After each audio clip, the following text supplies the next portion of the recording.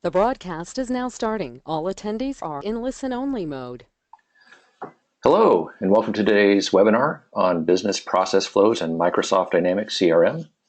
Today we're going to be walking you through the key elements of Dynamics CRM process flows. You'll learn the ins and outs, advantages and disadvantages, and the how-tos of process automation.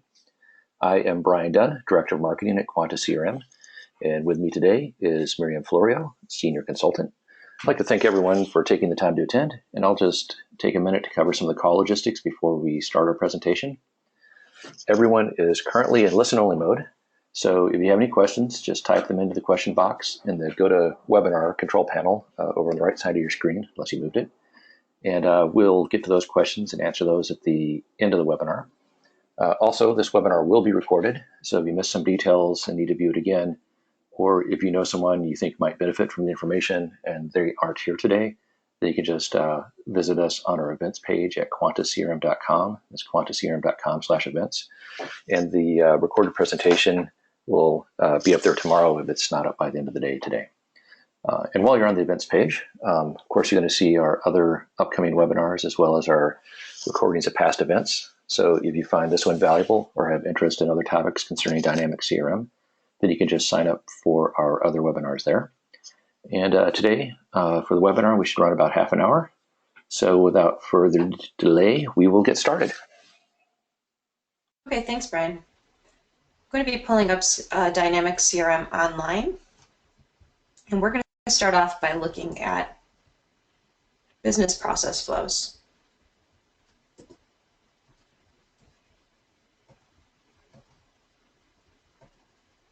Okay, so let's just start off by defining what that means. And what I'll do is I'll pull up an existing opportunity in the system. So we'll just go to this home appliance opportunity. And business process flows, you'll see at the top of the screen here, are what are called business process flows. So they're a set of stages with steps inside of those stages or information that you're gathering at each point. And really what they're meant to do is to help guide the flow of acquiring information and taking, in this case, a sale from start to finish. So a manager might set up a business process flow so that the salespeople follow a certain set of steps, gather certain fields or sets of information, and do it in a particular order and move through that particular opportunity. And you can see in this case we have a qualify stage, and inside of that qualify stage we have different steps. So the first one being identify the contact, which allows the user to then select a contact in the system to link this particular opportunity to. Same thing with account.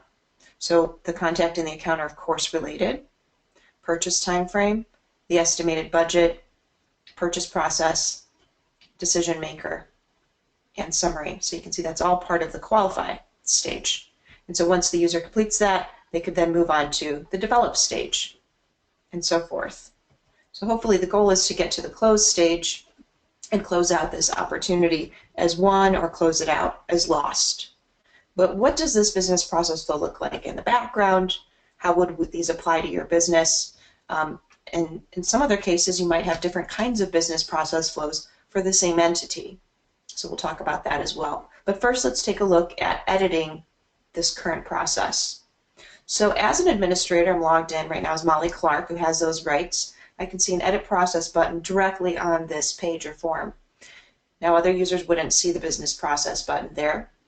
Keep in mind that when you see this edit process button on this particular opportunity, it's actually a global process. It's not just for home appliances that I would be editing if I click on edit process. This is just a means by which I can get to edit the process without going to the back end of the system. So therefore, I'm just making a blanket change to a process throughout the whole system on the fly while I happen to be on an opportunity. Hopefully that makes sense. So if I click on edit process, you can see here that it's made up of a set of number of boxes. So I have different stages. You can see qualify, and these are those steps that we looked at just now. So identify contact, the value is contact. You can see the entity is opportunity, the stage category. If I scroll down here, you can see that the next stage is develop, and so forth. So if I scroll down even further, you can see the rest of the stages. We'll look at this one in a second. Let's go back up to the top. So in this particular business process flow, you can see that there aren't any required fields on the first stage. You can, however, require users to set certain values in. So if there's absolutely need a contact on every opportunity that's entered, you want to require that field at this point in the business process flow itself. So the user has to enter that information in order to advance the stage. You can also add additional steps. So let's say there was another field you would like to capture, and you just have to give it an action name for the step. That step name is oftentimes the same name or something similar to the field name that you want the user to set. Remember to already have those fields set up in the back end before you edit your process. You cannot create a field while you're inside of this particular process. I would have to select one. You can see it's a drop down that gives me all of the, not only the out of the box fields, but the user defined fields that you've added to the system. So if we want to identify the owner, you could then call this set owner. You could leave it as owner, or whatever you want to name it is fine. So it's just the step name. So once we add that, of course, you can save this and then take a look at that business process with the added field on it. And really that just allows the user to select one of the users in the system. So let's scroll down a little bit further and take a look at the conditional stage. So sometimes we only want a particular stage to show if something else is true. In this particular example, you can see that if opportunity discount, and that's a field above, so in the proposed stage, we're asking the user or the salesperson to enter in the discount for the opportunity. If it's over 15%, we want to trigger a brand new stage to be inserted into that business process flow to show up only if that's true. And you can see here that there's a branch. It says it's add branch. And if opportunity discount is greater or equal to 15, then there's a new stage here. Discount, get manager approval. And so we wanted to add that. And of course, you could have multiple steps in here, or this might apply in a different way to you, but you can add these conditional stages that appear inside of this business process flow, which is pretty slick, and it's really nice to use when you have sometimes a little bit different of a business process where there could be something true. You don't want to have that information on a different stage where it doesn't make sense to the user. And so you would then insert that as an if-then condition. So once you make your changes, you can of course save this. You can also do save as on business process flows. So we'll talk about that. So sometimes in your organization, you may have a business process flow that only applies for, in let's say the case of opportunities, for certain types of sales. So you might have sales that have shorter life cycles, you might have sales that have longer life cycles, and maybe those work differently. Perhaps there's a different sales process for a certain product line. So there's different kinds of business process workflows that or business process flows that you'd like to have set up in the system that don't look the same. So in those cases, you might have different stages, different information that's being gathered. And so the system allows you to have multiple processes. So you would have a default process that would just show up when the user pulls up or creates a new opportunity. But if that type of process doesn't apply, the user can then switch process. You can see here there's a button that will show on the top of the user screens that says switch process. Now right now we only have one process. This is one that came canned with the system called opportunity sales process. You can, however, have as many, well, you can have multiple business process flows on an entity. So you can have the users toggle or change the business process flows if something doesn't apply.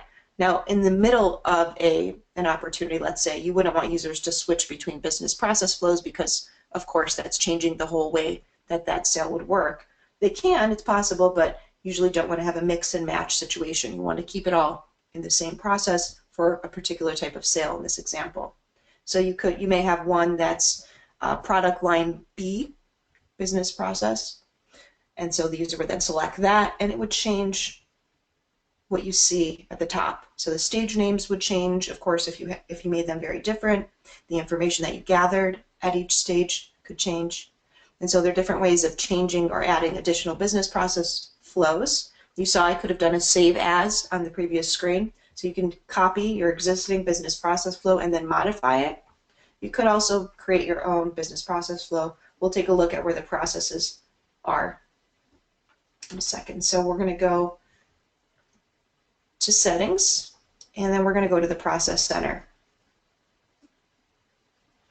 So there are lots of processes in the system. Right now I'm just looking at my processes in this particular view. I'll change it to all processes, and you can see there's a long list of processes here. If I sort by the category, you can see the business process flows that are currently in the system.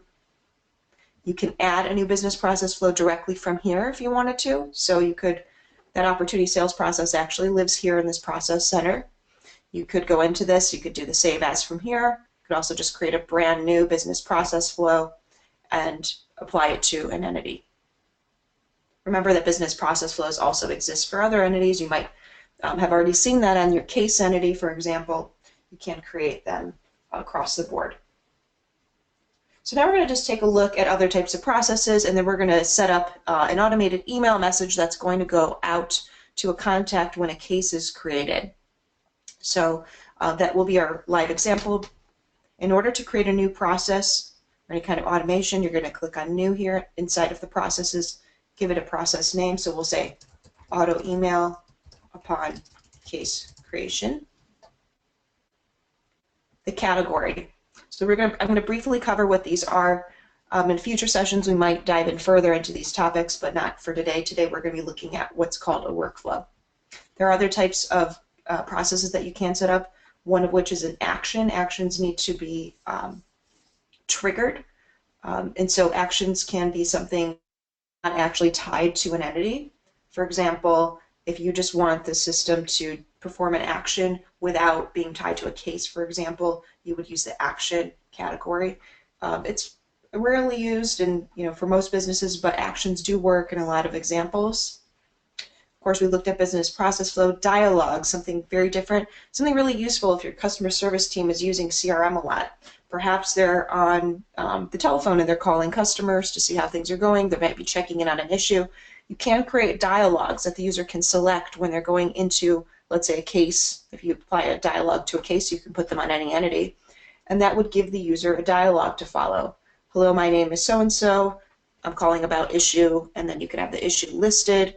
Do you have time to talk now? And perhaps you give the user options. They can hit yes or no, and that would take them to the next step of the dialogue. And so really it's an interactive process where a user can go through, read from the screen and predefined wording, and then move through the steps and gather information. It can also set things up automatically. Let's say when they get off of, or they exit that dialogue, they could then have a task auto-created for them or activity against that contacting case. And so that would go into the system. So there's a lot you can do with the dialogues. It's really a robust piece inside of the processes.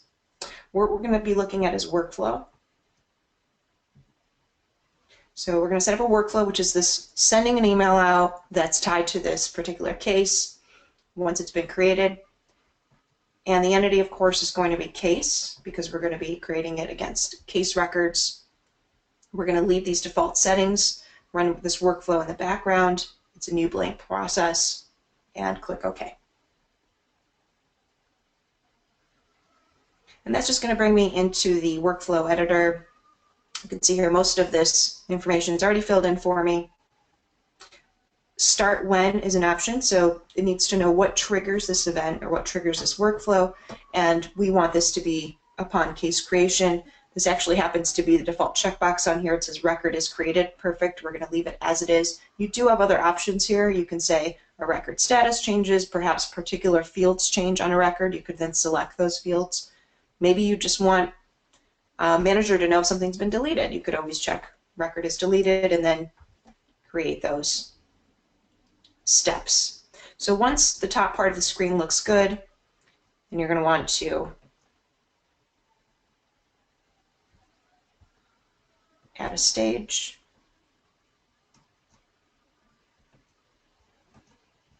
Okay, so we're just going to say send email.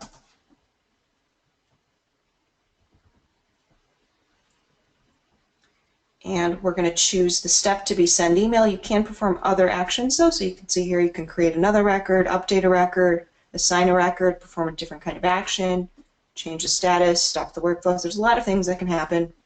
We're going to choose the send email, and then we can set the properties of that email message, which we'll do now.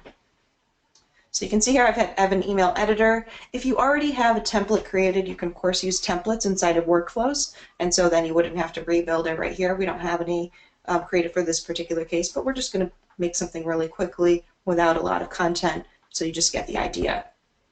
So the from can be, we can send from the owner of the case. So once we select that field, we can go ahead and add it into the from.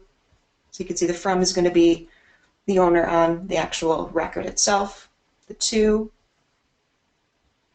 we're going to say it's the contact on the case, so that's perfect. Do that, and then click OK, and that'll insert. So these actual values are determined once the workflow is run. So it's going to know that a case has been created, it's going to look for the owner, it's going to look for the contact, put that in.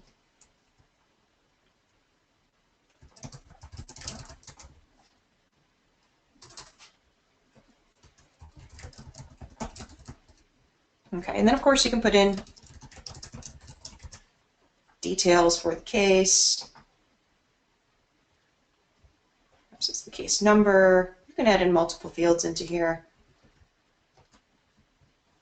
And then go work down the list and make the actual body of the email look however you'd like. So I'm just going to leave it at that. We're going to click Save and Close.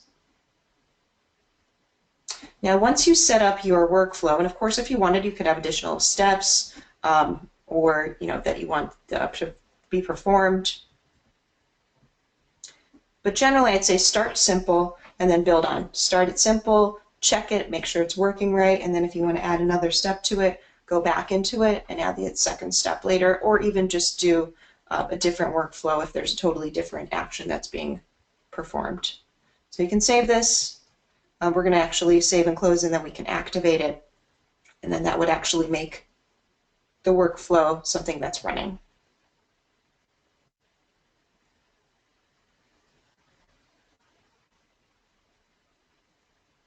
Okay, and so once you have that created, the process is there, and all you need to do is click Activate.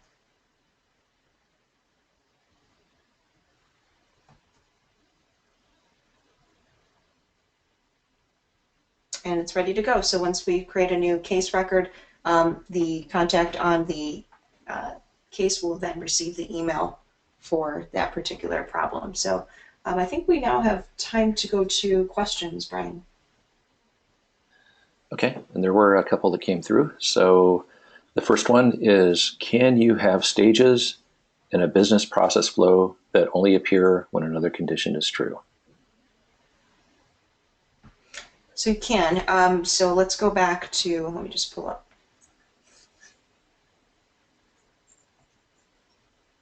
The opportunity. So we looked at it briefly before. I'll just go back into the process.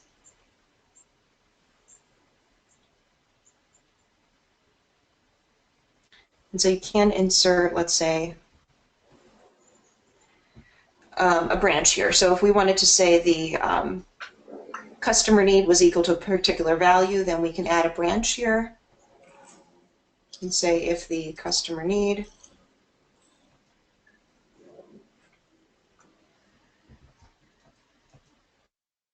equals trucks, for example, then we could then insert a stage. So you'd put that condition in, and then you'd add a new stage, and you can call it truck information, and then you put that all in there. So you can definitely do that. It's actually designed like that so that you can do these branches off of existing stages. Okay. And then again, just to everyone on the call, if you do have questions, just type them into the question box on the right. And as I said that, here comes another one. Is there a way for the system to perform an automated process like send the president an email? So it depends. Yes, there is a way. So you can use processes. I talked quickly about actions. So there are these actions in the system, and when we looked at workflow, you saw that I tied it to an entity. I said this workflow is set up for the case entity. And so when you set up actions, you don't have to do that. And so in that example where you're saying you want to send an email to the president, that's not really tied to a particular case. It's not really tied to a particular opportunity or account, I'm assuming. So in that need, you would use the category called action to set up that email to the president. It does, I mean, it depends on the content of your email, what you're asking for, but if it's just letting them know about something or using a particular template in the system, usually you can do that with an action. If you can't, then we can always talk through your particular need and see what the best way to approach it is. There are other options there, but I think maybe start off by looking at the actions. Okay, and then a couple more questions came through. What if we want the page to pop up a warning window to a user if they type in a specific word in a field? So they type a word in a field, they want to have a pop-up appear.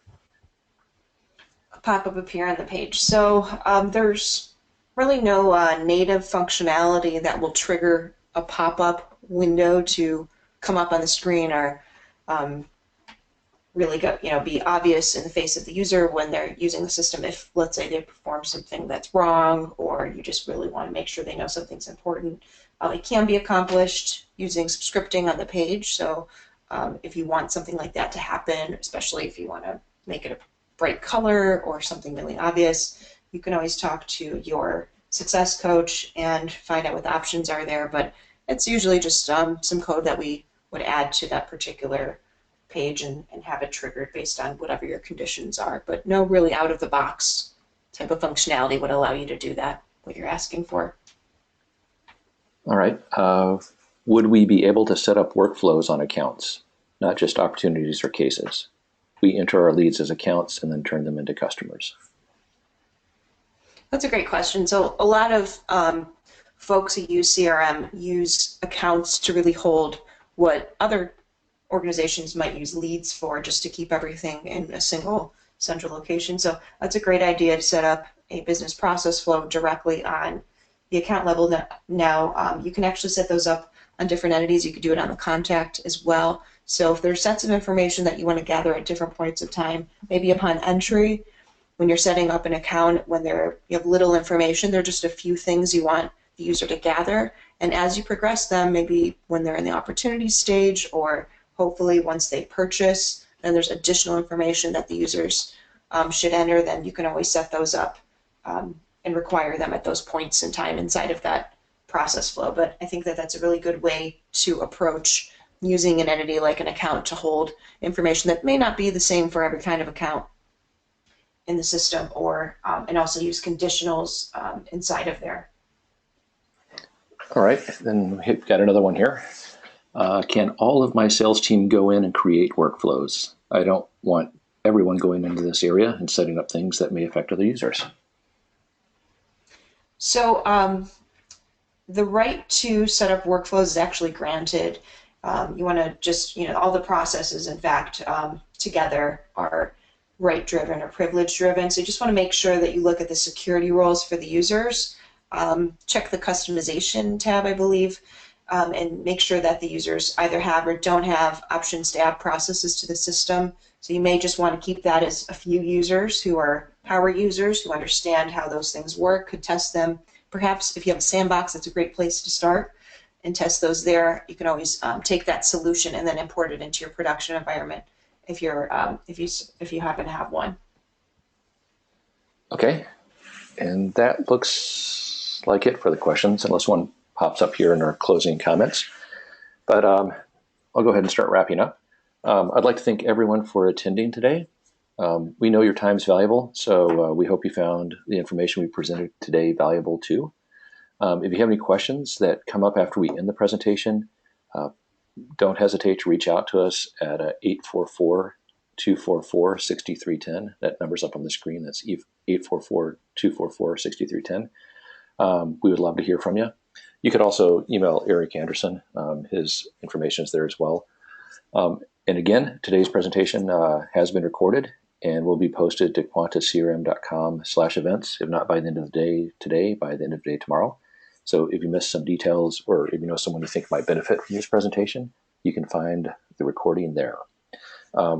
Also, as an additional bonus for attending today's webinar, and if you order in the next 30 days, you can get 10% off one of our personalized process flow workshops, where one of our consultants will work with you and your team to train you on process automation or help you set up process flows in Dynamics CRM or some combination of the two of those, depending on the type of workshop you prefer. So order by October 14th, 2016. That's 30 days from now. And when you place your order, be sure to mention this webinar special and use the promo code Webinar Wednesdays, and you will get 10% off. Again, that's Webinar Wednesdays. So again, no more questions have come through. So I'd like to thank everyone for attending. So go out and have an awesome, productive day. Thanks, everybody.